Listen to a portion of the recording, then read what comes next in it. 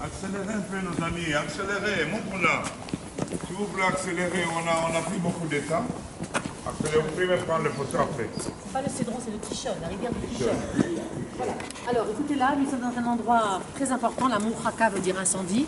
Et c'est le Carmel, et comme j'expliquais tout à l'heure, est une montagne qui est identifiée forcément par Élie le prophète. Si on était rentré dans la ville de Haïfa, qui est dans le Carmel, eh bien, on aurait été dans la tombe d'Élie le prophète, là où il va enseigner à Élisée.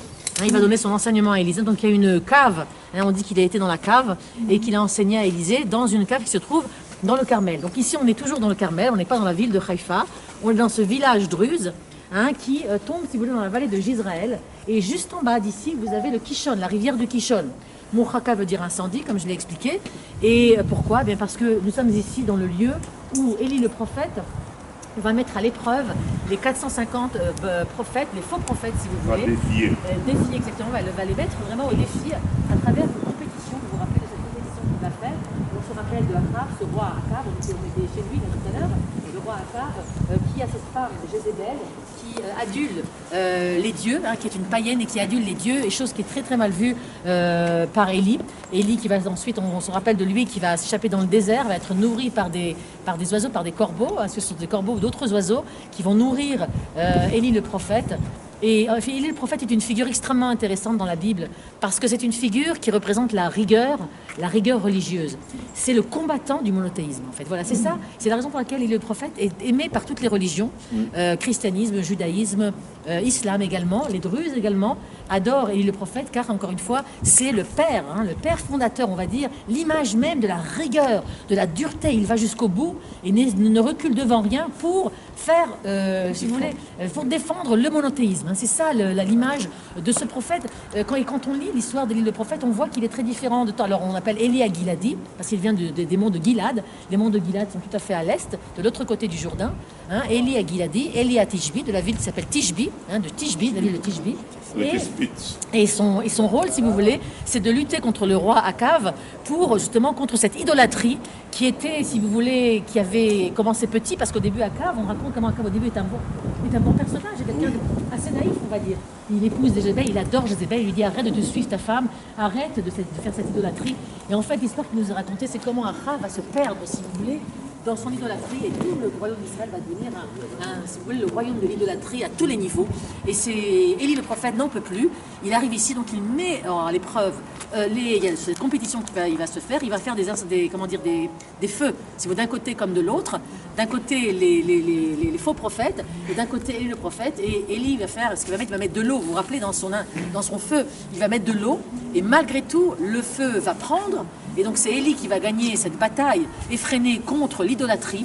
Et Élie va prendre les 450 prophètes et va les jeter dans le Kishon, la rivière du Kishon, qui est une rivière qui traverse toute la vallée de Jizraël et se jette dans la mer Méditerranée. Il va les jeter, on est juste à côté du Kishon. Donc quand hier, Archibishop Banza a si bien dit que vous êtes ici pour sentir la Bible. La Bible, c'est pas seulement des histoires, des mots. Souvent, on grandit à l'étranger, on grandit avec la Bible. On lit des textes, si vous voulez, on lit des endroits, des noms d'endroits. Mais ici, c'est ici que ça se passe. La rivière de Kishon, elle est juste là. Donc quand je lis la Bible et que j'ai une description mot pour mot, si vous voulez, par rapport à ce qui s'est passé, le mont Carmel, nous sommes sur le mont Carmel, le seul lieu ici tout à fait en haut, le Kishon qui est juste en bas. Donc on peut s'imaginer qu'après cet événement, Élie, le prophète, descend dans la vallée du Kishon et c'est là où il va tuer les 450 faux prophètes. Voilà, donc important de le signaler. Maintenant, depuis très longtemps, il y a ici des églises. Les Byzantins étaient déjà venus là construire leur première église, les croisés. Et ce que vous voyez derrière vous, c'est une église carmélite, c'est l'ordre des carmélites qui vont établir ici, rétablir si vous voulez, rénover l'église. Donc elle date du 19e siècle, cette église, le carmélite. Et carmélite. Je ne sais pas si vous voyez le lien. Carmel, il faut savoir que les carmélites est un ordre religieux qui va naître en Terre Sainte. Elle n'existe pas en Europe. Ce sont les croisés. Vous savez, au XIe siècle, j'expliquais que les croisés vont venir en Terre Sainte, conquérir la Terre Sainte, et vont établir ici un ordre. Parmi les croisés, il y aura un ordre de ces femmes carmélites ici, dans le Carmel. Donc ça naît ici en Israël. Après la fin des croisés, on rappelle que les croisés vont être expulsés par les Mamelucs, les carmélites vont se retrouver en Europe. Et ils n'auront de cesse que de retourner ici en Israël, puisqu'ils sont nés en Israël dans le Carmel. Vous comprenez? Ils ne sont pas nés en Europe, ils sont nés ici. C'est un ordre qui est né ici. Et donc ils vont essayer de revenir, ils vont revenir en effet. Et sachez que dans la ville de Haïfa, on a une très très belle église carmélite, Stella Maris, Stella étoile, Marie c'est étoile de la mer.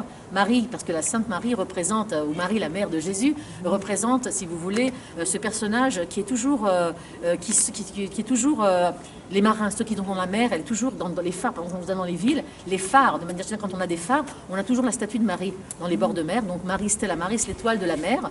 Et on dit que c'est là-bas, on dit qu'elle est passée par le monastère là-bas, quand elle est revenue d'Égypte, la famille revient d'Égypte, avant d'aller à Nazareth, elle passe par là-bas dans une grotte, et Stella Maris a une très jolie grotte.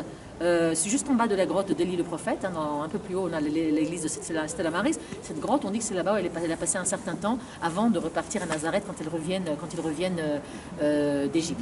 Voilà, donc c'est un monastère carmélite assez beau, et si vous voulez on va peut-être monter là-bas rapidement pour avoir une très belle vue si vous voulez. À moins que vous souhaitiez faire un sermon, c'est comme On monte d'abord. On monte, d'accord.